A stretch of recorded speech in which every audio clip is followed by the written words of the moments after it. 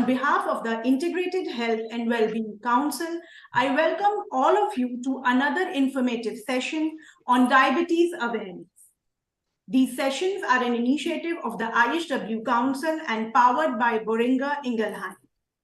The Think Beyond Sugar campaign has been organized to commemorate World Diabetes Day, which is a global awareness campaign to create awareness on the important aspects of diabetes prevention and management. Diabetes is a growing concern in India also, with India often being referred to as diabetes capital of the world. It is heartening to know that 70% of the world's diabetic population consists of we Indians. So to create awareness on the preventive aspect, treatment options, and to clear all the misconceptions that people might have about this critical health issue, we have come here to this round table and we have with us two very eminent experts to discuss about the topic, which is managing blood sugar level, tips and strategies.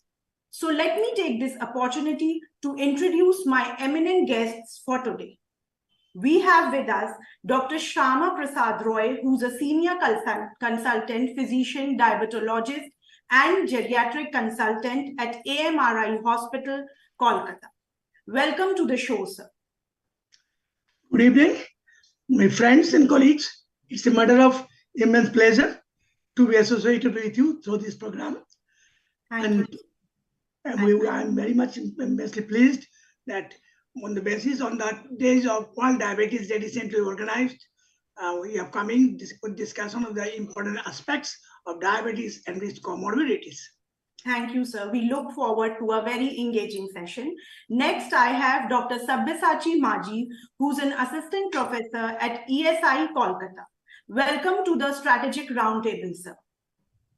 Yeah, thanks. Good evening, everyone. Thanks, Dr. Bejar, for giving this opportunity. I must thank at the outset IWC and BI for giving me this opportunity. And it's an honor to sharing the dais with Dr. Roy. I must thank him. And I must thank all the audience who are giving their valuable time. And I hope they will get something valuable out of this. Sure. That is, thanks for being there, taking out time from your busy schedules and joining us today. It is this, motivation from doctors like you that keeps us going. So starting the conversation, let's not, we have a host of viewers with us who are wanting to know so much more about diabetes, its various aspects, managing blood sugar levels and all. So I'll just start with Dr. S.P. Roy. Sir, when we talk about diabetes, and like I said in the introduction itself, that India is being referred to as the diabetes capital of the world. So somewhere down the line, you think it has to do with the way we Indians, our dietary habits, our lifestyles, and this rapid urbanization also. What is your take on this gradual increase in numbers? Basically, we must be very concerned regarding the motive of the treatment of diabetes. As per the India guidelines 2019 and European studies of the ESD, the goal of treatment of diabetes is to prevent or to delay the complications. Cardiorenal metabolic disorders are not merely minimizing the blood sugar level and thereby individualizing the patients with particular mode of treatment modalities so that the patient have, on the basis of the underlying diseases or comorbidities, we must take accordingly the mode of treatment. Not that in every cases the guidance says starting with A, then plus B, then C, then insulin, all these things. Every patient has their different scenario. Particularly, you can see if you go on the recent studies of Flamingo Offspring study, it significantly shows that cardiovascular diseases, subclinical one, is dying diabetes 70%, but one case of normal it may be 29%. So we must think of what are the important complications we can face. So we have to think of this one by one so that we ultimately the treatment of diabetes will be comprehensive. It is very important if you consider the number of patients, particularly in diabetes, it's been seen 1 in 5, many of them are autonomic renal cardiac neuropathy. So these are very important features. Also, we can find 50% of them are suffering from CKD. 50% of them also very much left ventricular diastolic dysfunction. So before starting any process of treatment, we must keep in mind the patient having number of disorders already along with him. So whenever you start this one, suppose if it is CKD, chronic kidney disease, we have to go for EGFR testing and find that patients having kidney level of function is below normal. Suppose if it is 90 is the normal, and if it is goes to 15, patient goes to be dialysis, kidney failure, and stage renal disease. So why I allow the patients on the first day beginning, if he is 80 or 70 or 60, goes beyond this. My goal is to prevent progressive degeneration of the kidney of hyperglycemia. So we have to control in such a way.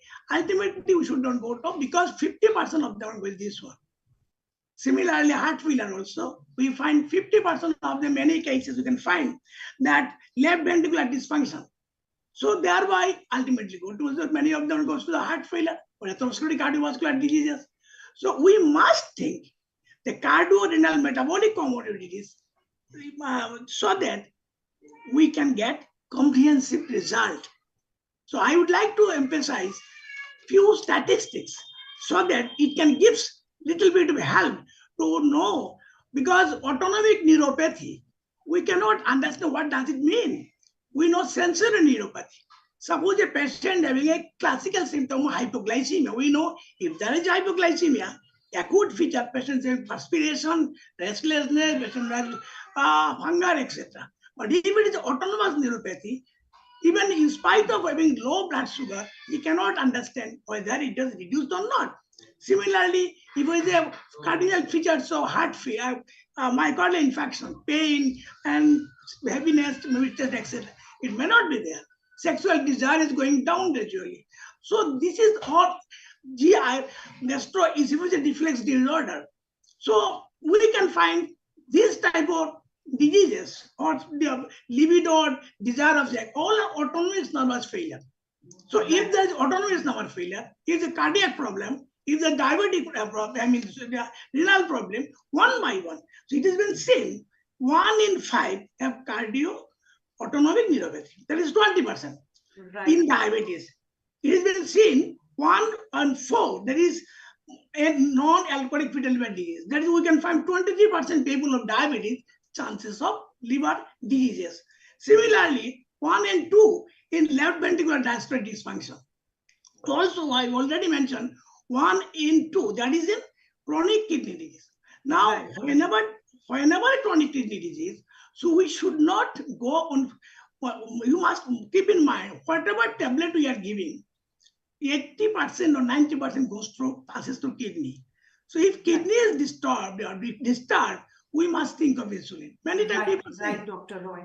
You have given us a very good overview of how, it impacts your body. And you're very right in how diabetes is the, in a way, is the starting point for many further complications.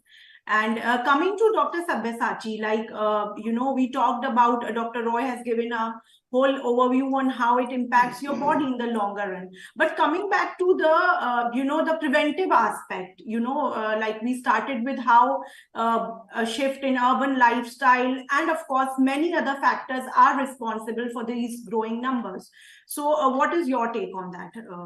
Risk factors, how these changes have, further accelerated that process? Yeah, first of all, thank you, Dr. Roy. Your elaboration has already made the dais. Okay, everything is pretty clear. Now, this lifestyle changes, I would like to add. The first thing is urbanization. It has a lot to do with what is going on, the lifestyle changes. Increased processed food, we are having large part of our diet as processed food, be it your corn syrup or your empty calories in the form of cola drinks and all those things, pizza and whatnot.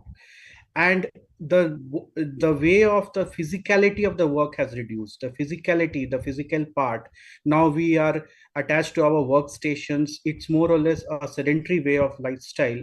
So this mode of lifestyle has a lot to do. Okay. Ma'am, you can interrupt me anytime if I am going over technical. I No, want to no, avoid no, technical sir. jargons at all. Okay. You're just So yeah, so this sedentary life has a lot to play. Now we are going utilizing a new term, is diversity. Now we are utilizing in our technical diversity. So obesity has a very important role to play in progression of the disease of diabetes. So this lifestyle changes in the form of limited activity, sedentary lifestyle, and increased use of processed food. All these three things are causing a double whammy and leading to this kind of situation. So if we can somehow reduce these things, so we can have a better outcome. right, Dr. Sabyasachi. Very rightly you've pointed out how that shift in the lifestyle is a major factor that is, pushing people to such kinds of lifestyle diseases. Coming to you, Dr. Roy, when we talk about, because in India we have a lot of misconceptions related. I've seen people saying ye kha lo, isse puri tarah you'll recover from diabetes and some. So when we talk about the general public and the way they perceive diabetes, not as a lifestyle disease or a for them it is more like believing in what is happening around, unhone ye khaya, and they got well and things like that.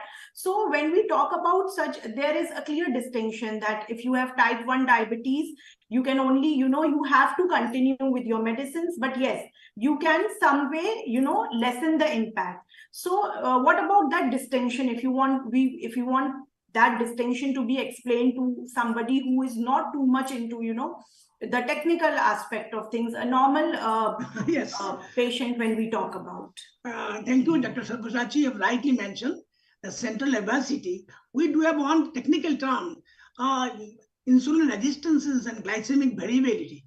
That's because if you cannot maintain the clear picture of sustained blood sugar level, maybe it rise tomorrow is less, next day is very high. So it can be complicating the overall treatment procedure and not at all a comprehensive. So it is rightly explained that our urbanization and people are, so stress is very important, because if you have sound sleep, three things very important I can say. One is you must go sleep in time, because if you are stressed whole night, you are walking or urinating or something like that, you are automatically, stress will lead to hyperglycemia and lead to insulin resistance also. Similarly, everyday walking or exercise or yoga, which can give you reduce the insulin resistances. And many times patients having another diseases, comorbidities, like autoimmune diseases, rheumatoid arthritis, rheumatic, many people having comorbidities. So without an exercise, and we need at least 20 minutes to go and continue back, 40 minutes per day, 5 days a week, so that we can have better result of maintaining this blood sugar level. So sleeping, for making reduce the stress, exercise, and obviously of the diet. So diet in such a way so that carbohydrate diets, we can reduce the sweetened diet, so that high calorie diet, we can to reduce the alternatives of way of taking, we can say, sabji baba, you can say, you can take it, vegetables, whatever is that, it should not be take much maximum carbohydrate. So diet, exercise, sleep, reducing stress. This is that, and reducing the weight also very important is there. Gradually, the planning of reducing, so we can avoid such type of complications. So it is our prime goal. Not only keeping the blood sugar, reducing blood sugar level, the other comorbidities, other external factors, our lifestyle itself can take a lot of problem with us. So absolutely right. We need exercise, we need yoga, we need sound sleep, we need anxiety-free life, and also we need proper diet. Right, Dr. Roy, you have very nicely, talked about all the important aspects when it comes to a preventive lifestyle. Coming to you, Dr. Sabyasachi, when we talk about, because we've been talking about how this shift needs to happen. And so when we talk about, like, you see patients in your daily practice, so you think counseling is an important part of a diabetes treatment plan, because it has to be work in a holistic manner. And when you're treating patients, it's just not medicines that will work, but it's that shift towards. So how important is counseling, and how do you ensure that the patient has all that kind of awareness to proactively manage those conditions? Yeah, counseling has a very important role to play. Okay, we cannot do away with this at any cost. This treatment of diabetes can be divided into two parts: therapeutic and non-therapeutic. So, non-therapeutic lifestyle modifications have a very important role to play. For that, we have dedicated diabetic counselors. Okay, see, the practice we are having, we cannot deny the fact that we are seeing a lot of patients and we are pressed for time. So in that limited time which we are getting, we are more involved with dispensing the medications. So in a way, we are not getting enough time to talk about the non-therapeutic interventions at all. So for that purpose, there are dedicated diabetic counselors. We have now apps, dedicated apps, if the patient is able to utilize the apps properly. So we have dedicated apps. We can utilize the help of dedicated diabetic counselors. Let me exemplify by certain things that in non-therapeutic interventions, as sir has rightly said, the most important part is lifestyle changes, certain lifestyle changes. Many times patient do ask, when I tell them, they clearly say, sir मेरे पास तो time है नहीं, मैं office जाता हूँ 9 बजे, 5 बजे आता हूँ, लेट होता है इतना कुछ, तो मैं करूँ क्या? आप मुझे जिम ज्वाइन करवाना चाह रहे हैं, it's not possible in my scheme of things. So I tell them, see, I'm not saying that from day one you start gym and all those things. Whatever little you can do, you should at least introduce. For example, I'm telling you, you are sitting at your workstation, so just have a break of 5 minutes at least every 30 minutes. Isn't it? It's too not a big thing to ask for.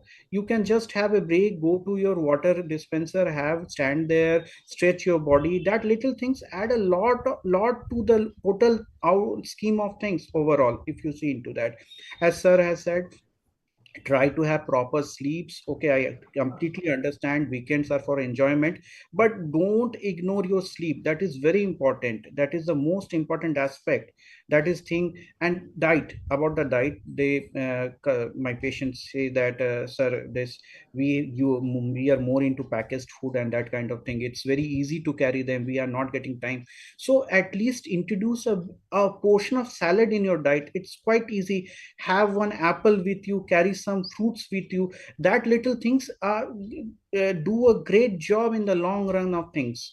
So that I usually do in my practice. I try to give time and introduce these things, and I usually see patients usually comply. If you try to introduce that kind of thing, that you have to reduce weight by 10 kilos and you have to do this, they are usually perplexed how we are going to achieve that thing at the end of the day. So for that matter, you have to introduce things gradually and build upon it. Very rightly you have pointed out that any regime, until it is sustainable, cannot work. I have seen people running around for 2 hours for a week and then going off the track. So that sustainable portion has to be there, something that you can do along with the kind of lifestyle that you have. Dr. Roy, coming back to you, since you talked about customized treatment plans, varying from depending on the patient's needs. So what are the key considerations when you are, does age, demographics, and of course, quality of life does play an important role. What are the other considerations that you keep in mind when you are going for those very individualized, customized plans for, for your patient? Absolutely right here. Every patient has their own ways of or means of lifestyle, as well as the data are different. Suppose a patient comes today, he never been to any doctor. He first day and diagnosed diabetes. We cannot go for A, B, C, D like this. We have to find first what damages he already occurred.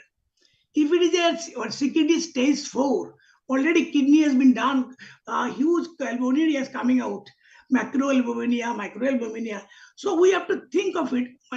We have to start from the very beginning, insulin maybe. So they can say, I cannot go for insulin. I start tablet, I can take diet, risk, then go. Because we have to say, with your diabetes, you can pass 80 years of age or 90 years of age. So this means that you very much alert that until and unless I follow a strict regime of life and medicine, we cannot go it.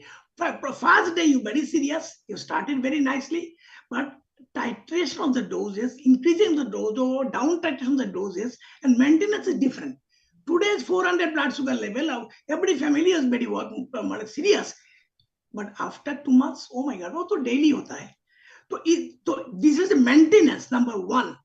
Diagnosis, maintenance, and comorbidities. For instance, I can say, being a diabetologist, you can find blood sugar level is high, and kidney is different. But we cannot deny the kidney can be bad if you take excess water also. If you take 5 liters of water, 6 liters of water, very good practice. But excess water also damages problem. Secondly, it may be along with the other comorbidities of prostatic enlargement. So there may be kidney disturb, there may be high uric acid. You are taking antibiotic in the market, so many antibiotic. You can start azithromycin. You can by you taking it, you can take painkiller.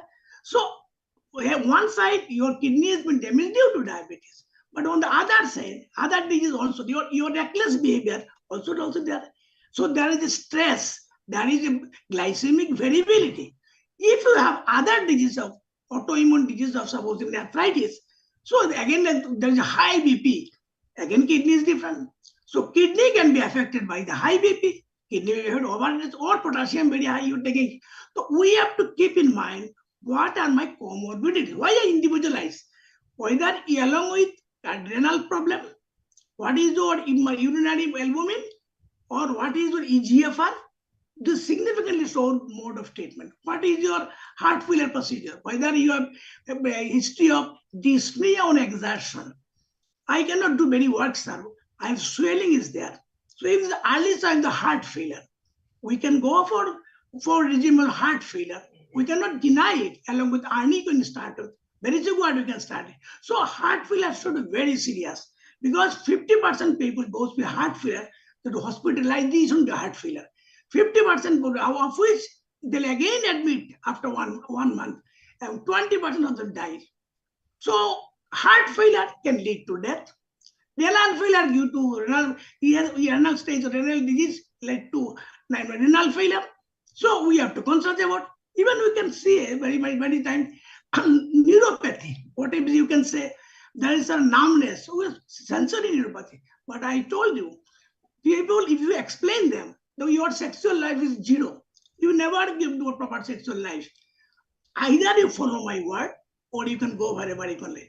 Everybody likes them himself, very nice. If I explain them, if you do it, you can save your family, you can save yourself. And if you need to kidney transplant, none can give you kidney. So before it go out, from this scenario, I can stay. Please understand, your organs are very important. So organ cannot allow the organ to deteriorate and death. So individualize the patient on the first day. If diabetes with kidney failure, EGFR should be done. If diabetes is the heart failure and antibody and whatever you can say echocardiogram, whether is there any problem with this? Diabetes with neuropathy, blindness, you can say retinopathy. So all the features to be done one time. If there's no other abnormality, concentrate this one. But lifestyle, and I can tell you, don't go to the shop taking antibiotic or painkiller. This can lead to the kidney failure. So 50% people will go to kidney failure. So before the patient, if kidney fail, you can understand. So diabetes we are talking, we must talk about kidney, we must talk about the heart, we must talk about the nerves. So my dear, today on the basis of the program, I can say every patient is important and every patient is in his own style, lifestyle, exercise, dieting, sleep, if you count all these things, then you can find every patient has their own line of treatment. Right, Dr. Roy. Dr. Sabyasachi, coming to you, though we have, we have been talking about how this shift towards a modern lifestyle is the major culprit, but I would want you to specifically talk about, more about, packaged foods, because I have seen rampant, myths associated with them. I've seen people saying, "Arey, hum to meetha nahi khate," but they have chips and they think diabetes, sugar, that's all. And of course portion control is important, because I've seen people who are a bit on the obese side, or maybe having too much of grains also, because according to newer research, we Indians always considered that no, we have a healthy breakfast, but then of course we are getting new research. Even the other day there was this research about pollution leading to diabetes. So specifically, because most of our audience are, people who are in their younger age, and they go for these. And when we talk about gym and all those protein shakes and things like which have added sugar, so please just enlighten us on that aspect. Yeah, see, dietetics is a very murky field, I would say. Patients are very much confused with this whole of Google telling us a lot of things. So patients in general are confused between good carbs, good cholesterol, bad cholesterol. So let me try to simplify the things. All processed food in the form of having white flour, pizza, white breads, whatever you're having, are bad carbs. Okay, so what they are doing, they are adding calories to your body, and they are very easily processed, they are very easily digested, so that the calories are adding to our weight eventually. So in a way they are bad carbohydrates. And then what are good carbohydrates? The complex carbohydrates in the whatever is available in fruits, in vegetables, in the pulses we are having, in the grains we are having. So we should introduce more of good carbohydrates in our diet. Now a lot of patients do ask that what about the oats and brown rice? I agree to that. Yeah, they belong to good carbohydrate, but there shouldn't be any faddism about that. This food faddism is also very bad. We are continuously seeing different kind of fat diets coming and going, keto diets, paleo diets. In short term they may be useful, but scientifically speaking, we still don't have any evidence going for them that okay, we have a unanimous decision, the bodies have accepted that you should go for paleo diet or keto diet, that kind of thing. So still the orthodox idea is still prevalent. Whatever good carbohydrates we can have, we should have. That is what I think. Oats, definitely they are good. The brown rice, they definitely we can introduce in our portions.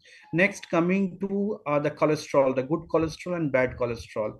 Saturated fat in any form is bad for our health, leading to obesity and therefore progression of the disease. Monounsaturated and polyunsaturated fat, which is more of there in safflower oil or sunflower oil, we should have. Olive oil, definitely we can introduce. I wouldn't say we should completely replace them in our diet, but definitely some portions as far as possible, based on our capacity, our timing and food habits. That is also because what I see, the dietitian has asked that you should introduce olive oil in your diet. Now the way the food we prepare, we, for example, we are making parathas, the way, the more we burn the olive oil, the goodness of it goes away. Okay, so we cannot prepare your the Indian foods like paratha with olive oil. Okay, that is a waste of your energy and the resources. So that we should also consider. Not everything is suitable for our way of diet. I'm not saying that you stop eating paratha, but you cannot make with olive oil. It is not useful at all. Now, the third thing, which is very important, introduction of fiber in our diet.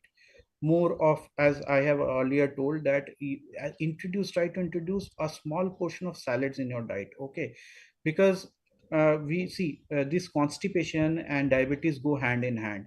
A lot of patients say we are constipated. So this is the solution. You introduce more of fiber in your diet, and as sir has told, in water is the elixir. You have more of water.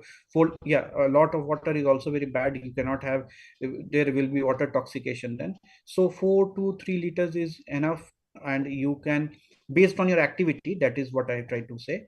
So these are the things, and these habits kind of this pan, chewing pan, and your cigarette smoking, that we have to do away with. Okay, this cannot go. I am not saying that one day you make a, that I decide that. Slowly and slowly, if you have problem, you can get a psychiatric help and psychosocial support to stop. These addictions are also one way of doing it. We should stop that. That is very important task. Sabyasachi, very precisely you have talked about how we can manage those, which was our topic on managing blood sugar levels, tips and strategies. Coming to you, Dr. Roy, when we talk about insulin resistance, you think that is an important marker when it comes to increase in blood sugar levels, and how does that impact, it impacts your body to that level? Yes, very important features. Insulin resistance, thereby glycemic variability, more end organ damage. So it's very important. Our lifestyle itself, if you go on exercising regularly, yeah, if you have clearing of the bowels, as you Sabyasachi rightly mentioned very nicely, that sound sleep, etc. So your body can make in such a stage that we can hyperglycemia can be very well saved by us. So hyperglycemia features, which is very much measured by our HB1C.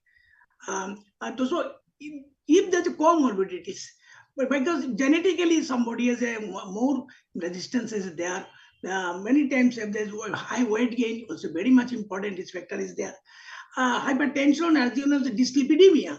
So we must keep in mind these are the important factors and lead to microvascular complications.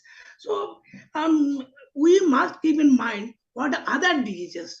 Also, there is a you can say a ambulant life. So you are sitting all day, you are not doing any physical work, or not. So this is in particular COVID period. We've seen that those who are diabetic, they are confined in a room. Their diabetes is very much uncontrolled, very much difficult to control. Is that so? In that stage, we must follow the guidelines of AD, American Diabetes Association, European Studies of Diabetes, as well as RSSDI. So what they say specifically, if it is beyond our control, suppose insulin resistance is there, which goes above, and HbA1c is more than 10, there's a common thing people say, I will not take, suya nahi lenge, insulin nahi lenge.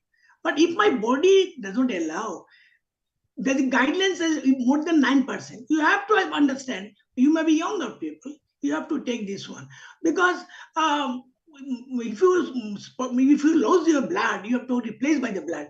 If you lose your eyesight, you have to replace cornea by some doses cannot be given by your own body. You have to replace it. If you have no insulin, beta cell is reduced to 50%, 60%. You have to give the outside. So our problem is insulin resistances in case of hyperglycemia, in case of glycemic variability, starting or convincing the people that I may be used of 30 years, I cannot imagine I'll go for insulin. So make them prepared for insulin, maintenance of insulin, upper titration, and most importantly, health worker or particularly, we can say self-monitoring of blood glucose level and record it and corroborate with the patient. Then you can save your life, because nocturnal hypoglycemia is important terminology. That at night when you are sleeping, you will be in danger. So to avoid this one, we consider that particular case basis, old age people, elderly, particularly before the insulin, lifestyle, etc., take it very seriously, so that hypoglycemia, or you can say the major accident side of HSS or hyperosmolar hyperglycemic states, or etc. In our terminology, you can say that the acute phase of DKD, etc. So acute phase and the chronic phase. So how can we deal with this case? So insulin resistances, we have to measure it. It's very important is that Otherwise, it will be very difficult for us. We have to think this one.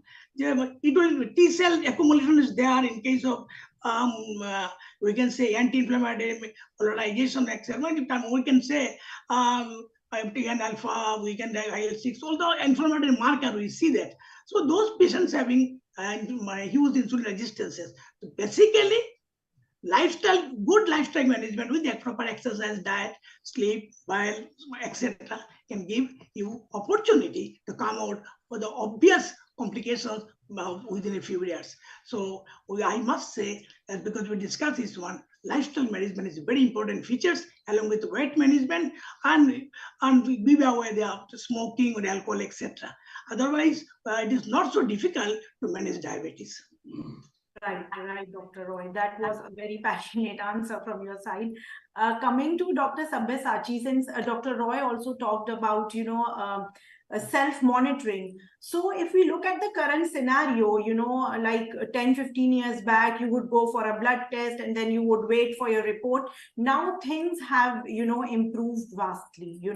You have health at your fingertips, real-time monitoring and patients they have empowered themselves to check for those benchmarks at the comfort of their own home. But do you think it has, what are the benefits? Of course, there are a lot of benefits.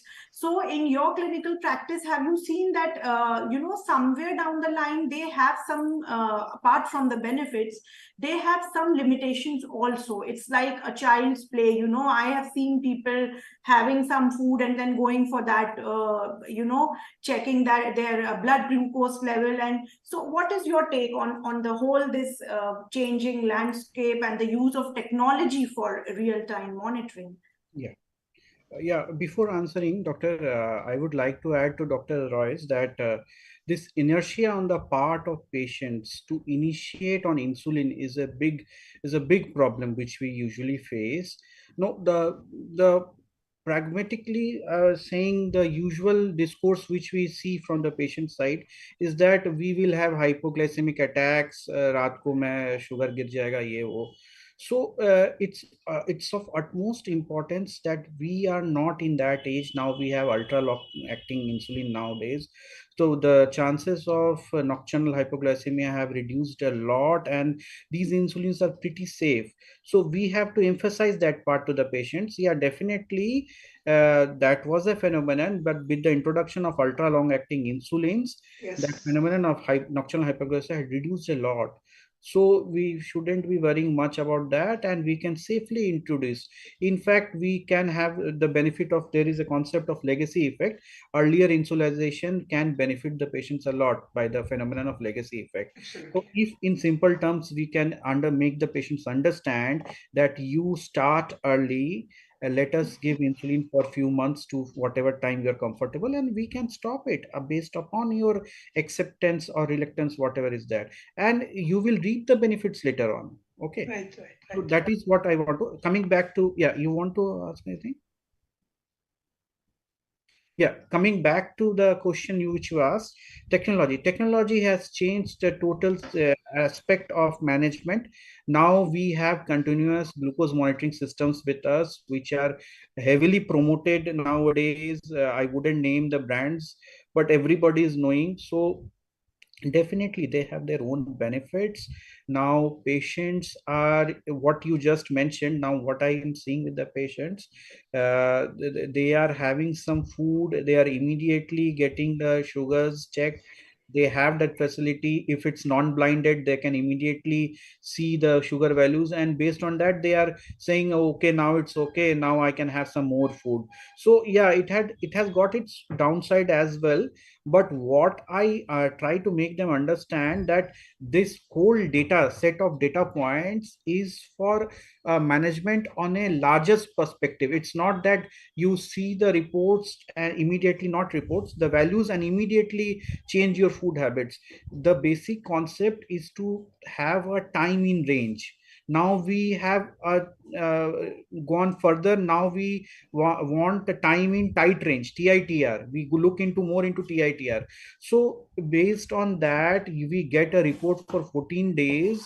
And afterwards, we discuss, we sit together with the patients, we involve our dietitian and make a proper diet, so that we can see the incursions and excursions, what is going on when the patient is going above range or below range, what is the reason behind going behind that above range, why the patient went, what food, whether there was any stressors at the workplace or that kind of thing. So we must make patient understand that this thing which you mentioned, that nowadays, based on the non-blinded sensors, they immediately have the values with them, and based on that they are taking actions. It's not that.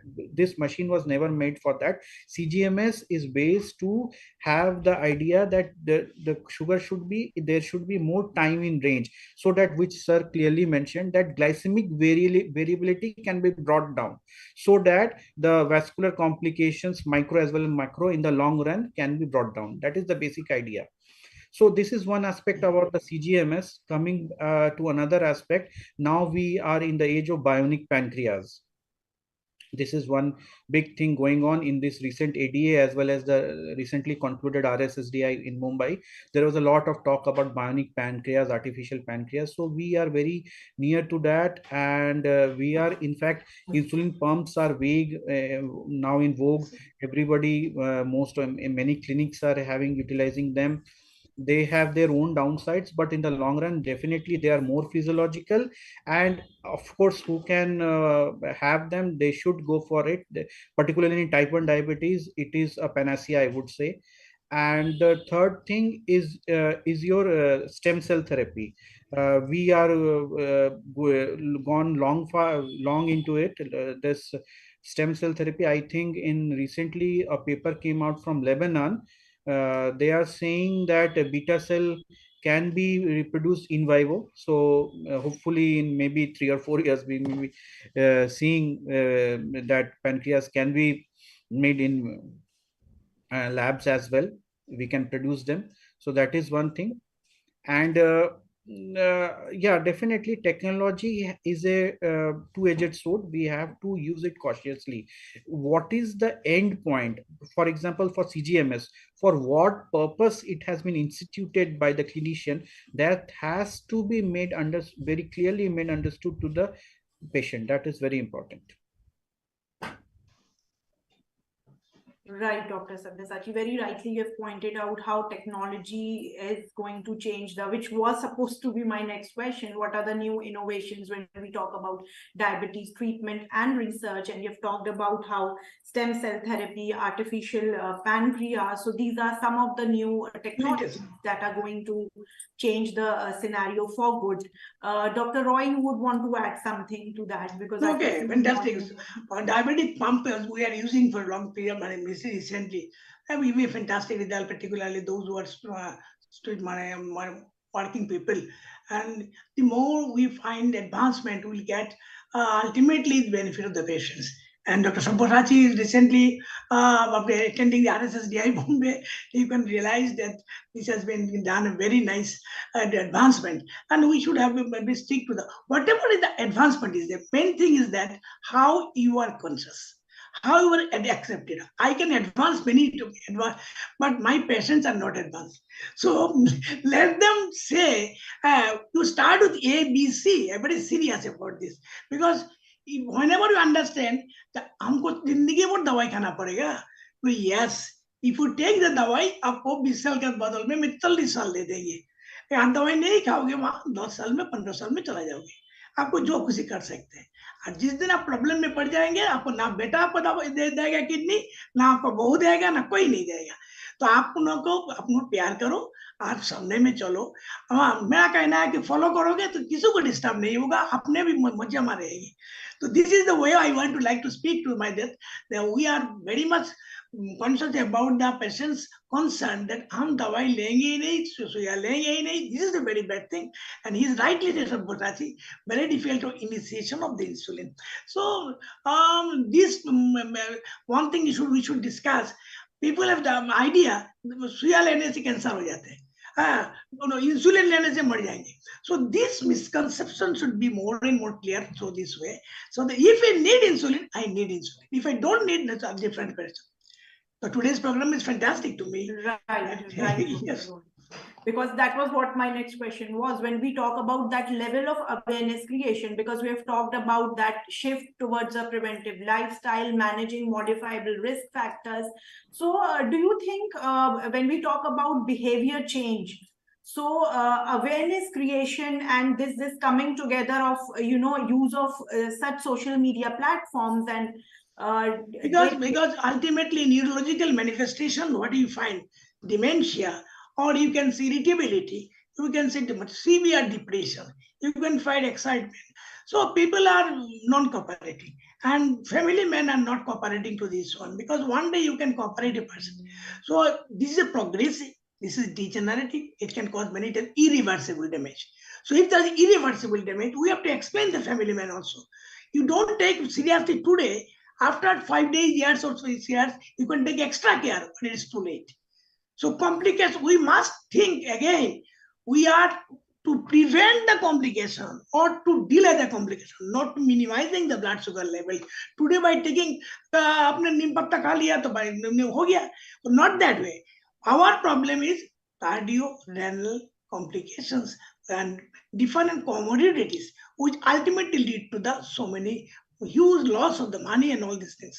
So I can say lifestyle management, awareness, and stick to the rules and the individualize the patient. Whatever advice is given, you have to follow it. You can very conscious past 2 days or 1 month or 2 months. After that, it will be useless. So Shakushaji explains very nicely regarding the diet, advancement. Thank you, my dear. Very much we are also enriched, and this way the society can win bridge on themselves the next advancement. Thank you, madam. Right, Dr. Sabyasachi, coming back to you, since you interact with patients at the ground level, and when we talk about awareness sessions like this, so what would be your advice when we talk about such awareness creation, especially for rural centers, where awareness is still missing, like Dr. Roy and you also talked about that reluctance to go for medicines, ke mujhe khani padegi, I'll have to continue lifelong. You think these awareness sessions can create that kind of reach, which is very imperative for awareness? Yeah, this is an excellent question, and the basic thing. See, it's earlier what you specifically are asking for rural sector. What I am seeing nowadays with the advent of this social media, there is a new hoopla about this reversal. Okay, we can reverse diabetes. Large full paper ads are going on this by this method and that method. We are going to reverse. New coaches come up. They are giving their ads on Facebook that we can reverse diabetes. Okay, so if we go by the evidence, whatever evidence till now we have, if we are in pre-diabetic state, which many organizations are even rejecting, they are not, WHO has rejected it, it hasn't defined pre-diabetes now. So whatever organizations, ADA and all those, if we are in pre-diabetic state, reversal is a concept which is acceptable based on the weight you lose. If you lose 10% to 15% of weight, reversal is a possibility. The better term would be remission. Okay, the better term would be remission. For 3 to 4 years you may be in remission, but you have to be continuously in observation. Now this is being manipulated by people who are some benefit, and this thing is being extrapolated into the rural sector. We are we are a country of contradictions. So in there we cannot find by the quacks and the babajis. They are claiming that we will reverse it. So see, I have nothing against the indigenous system of medicine, Ayush and Ayurvedic, but how many actual practitioners of Ayurveda and Ayush we have in other market? Okay, in the garb of this Ayush and Ayurveda, they are prescribing the same medications, the in a very toxic dose. That is the basic problem, and they are claiming we will reverse it. So patients are being blinded by those things. So I am against that. There should be proper awareness that reversal is a very limited possibility. Okay, this disease is not curable. It can be made under control. That is one thing. So patient from the day one has to understand this. Many times after 3 months, I have lost track of many patients. After 2 or 3 years, they would be coming. Now with the electronic medical records we can easily track. So after 2 years they would be coming and saying, no, now we are having sugars of 400, 300, sir. We left you, you were saying you have to take medicines for lifelong medications would be going on. Later on this thing would be happening. So I sought the advice of this whatever peripheral advisor or whatever there, and they prescribed medicines for the few months. Initially it was very good. The basic problem is that in the initial few years, the presentation, the classical presentations which we may have with later with complications are not present. So patients may be asymptomatic, or the symptoms which can't be easily associated with the disease itself. For example, you have a fracture, so you can easily associate the pain and all things, so you seek advice. Diabetes, it's like an iceberg. The basic complications are lying below the sea water or at the sea level. Okay, so patients are quite happy with the medications, or if they are at all they are not taking medications. So this is the basic problem, that it's a progressive disease, it's a metabolic disease. So you have to have the dietary control. This is of paramount importance, you cannot ignore it. And these things, I see, I am not a ayurvedic practitioner and all, so I cannot claim whether they work or not work. But the patient should be made aware that whatever you are choosing, you choose only after be assured that this is beneficial or not. That is the thing. And I also invite our government to take proper steps, because these things, they are getting published in ads and there is no action from the proper bodies. So this has to be looked into. I would like to add one thing, Yeah. because you rightly explained the remission, all these things. I do have my around 400 patients. As because you know very well, more or less 10.4% people are now diabetic in India. And it has been seen that the more or less 12% is hypertension. But musculoskeletal disorder, previously people used to die within 60 years. So my MSD, or pain and swelling, and was not being noted. Now they are staying beyond 75, 85. So if there is a musculoskeletal disorder, arthritis, you can say rheumatoid arthritis, starting with hydroxychloroquine, or you can say tofacitinib, or you can say many other drugs. Or adding this one, miraculously, those patients with diabetes, with the MD, they have been reduced like anything.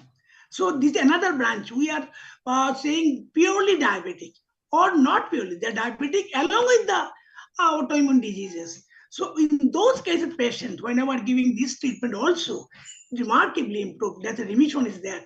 So it is my experience is that whenever I start fasting blood sugar 300, and 500 is the PP, so immediately younger generation, I have to think twice whether is suffering from subclinical rheumatoid arthritis, which is a progressive degenerative, and infertility also, because many of them comes due to this one. So I found a lot of cases, immunity, you can say IgM increased, you can see regularity, all this related with the autoimmune diseases like this musculoskeletal MSD, more or less 15% are there. We are not aware of this one, because we do have a limited rheumatologist in India, only 5%, or we have dog clinicians, all this. So those patients of this anti-inflammatory disease, along with diabetes, are immensely benefited whenever we are treating both way, and they can be remission very nicely. So he is absolutely right. Remission is a word, very much important, and we can find one day hope there will be huge remission case will become out. Right, Dr. Roy. Coming back to managing blood sugar level, tips and strategies, since we are running short on time. Dr. Sabyasachi, I would like you to, since we have already talked about those things, but if we have to summarize them as 5 or 10 important tips for our viewers when it comes to managing blood sugar levels, what would be your major takeaways? See, one message I would definitely want my audience to understand, that the simple thing, whenever you are going to eat, divide your food into 3 portions. Okay. Half portion, try to have your grains and salad. 1/4 portion, you should have your protein, whether it's a vegetable, non-veg origin, doesn't matter. Okay, whatever your food preferences, you have that. And 1/4 you have with liquid charge you can have, or liquid based anything which is not sweet. So this thing you can easily introduce in your diet. Okay, that thing you can easily do. Lifestyle changes, which I emphasize, that it's not necessary from the day one you go into resistance training, cardio and whatnot. Just introduce little bit of activity in your lifestyle. Try to limit that sedentary lifestyle as much as possible. Have 5 minutes of gap between your whatever date, every 30 minutes. Just stand, walk, use stairs instead of lifts. That is very important thing. We are now working in high rises, living in high rises. So I'm not saying that stairs are, you are staying at 14th floor, so you utilize at least 2 or 3 floors you can definitely, and then take the lift. That is quite easy thing to do. Now coming to when you are doing your daily chores, you are coming work from the market, you can easily lift your bags. That is a simple thing you can do. That is quite enough. That I'm not saying that you go to gym. You definitely can, but provided the limited time in your daily lifestyle you have, these are the small things you can definitely introduce right from the day one. What I emphasize that a de-addiction is very important part. And because of the stress and all those associations we have, that I am smoking because I have too much stress and all those things, work related stress or family related stress, in one day it's not going to be solved. Try to reduce it and seek proper advice. Get to a psychiatrist, a psychologist, or proper support groups are there. There are a lot of self-help numbers, self-help groups are available. Seek the support from them. It's not a big thing. You have to start somewhere. Okay, you, that is the most important. You, we have to start somewhere, and nothing is late. Many times patient would be coming and sir, everything is lost and now I am 400. No, this is not the way. We can do, we can manage definitely. We cannot say that no, lifestyle would be enough. We have to introduce medications, and there is nothing to afraid. There is nothing to be panicky about your introduction of insulin. They are pretty safe with the advent of technology. They are now pretty safe. And the modern things which we discussed, that CGMS, these are there to help us. Okay, but with the proper guidance of a clinician. Many apps are there which are promoting that you get that sensor. They are also providing the sensor. So this is not the way. It should be done under a proper doctor's guidance only. These CGMS are clinical tools, and that should be utilized in certain way only. You cannot just, as you mentioned, that you have your food based on the recent values. That is not the way to go. So that is all I would like to say. Right, Dr. Sabyasachi, very nicely you have summed up the whole discussion for our viewers. Dr. Roy, what would be your key takeaway for today's session? Yes, absolutely. I would like to say specifically, medication is a part, lifestyle is also another important part, and prognostic value is another part. Because what will be my goal? I have to find out, because we have seen from the very beginning HbA1c, HbA1c blood efficacy of the treatment. Well, we must keep in mind whatever doses have been drugs are taken, it passing through liver, passing through kidney, etc. If there is a damage, we have to take care. The reason I would like to emphasize that this 2023 ADA, American Diabetic Association, and EASD, European studies, there is a consensus report that's saying first is efficacy, then weight management is a very important factor. The efficacy can be done by the so many drugs at the SGLT2 inhibitor along with metformin, sulfonylurea. So we do have so insulin is there. So drug or whatever is that the advice coming from doctors, we must keep to adhere to the procedure, individualize the patient, fixed life or lifestyle exercise. I've already mentioned 40 minutes every day, 5 days. Walk exercise is very sufficient, or you can say simple 1 or 2. You go exercise, etc. So exercise, diet, sleep, bowel movement, even bathing, regular cold bath is also very important, because we have to keep in mind daily we are taking 3,000 calories. Next morning we'll again take 3,000 calories. So we have to burn it out. How can it burn it out? So it will be ultimately it will deposit in the fat. So burn, we can that either by passing the urine, it can be come out. bowel pass out, bathing, it can come out. Next day we can know. If you don't, so this is what important. Walking, then your perspiration, next sweating is there, heat is coming out.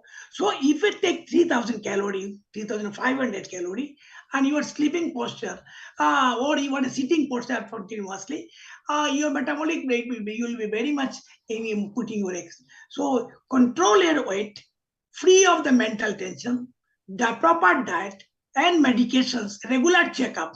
Not that, and as a goal, what is my goal? If the kidney is affected, take extra care. What are we minimize? What should not be done? We have to take it. Extra water, antibody, painkiller, etc., etc. So today's program, it is very much resourceful to the people. I would believe if it is followed by someone. If you think it is serious, because today we can serious, after 1 year after we can forget everything. So maintaining adherence to the system, and particularly whatever Dr. Sabbarachi explained about the diets regarding the mode of food, etc., we can say it should be followed strictly. Thank you very much, madam. Right. Thank you, Dr. Roy, and thank you, Dr. Sabyasachi. And I must say that today's discussion has inspired me to start my work that I have been postponing for so long. And I'm sure that there will be others like me too who would agree to that. And that was what was the basic aim of having this strategic roundtable, because these occasions like World Diabetes Day and things like these, they are apt occasions, you know, to prioritize self-care, staying vigilant about health metrics, and of course, you know, moving towards that preventive lifestyle. So thank you to both the doctors for taking out time and joining us today. And that's all for today. Thanks for being with us in the second episode of Think Beyond Sugar series, which have been powered by Boehringer Ingelheim and brought to you exclusively by Integrated Health and Wellbeing Council. Thank you, Dr. Bajaj. Dr. Sabbarachi, I'm very much delighted to meet with you, and we'll keep touching with you.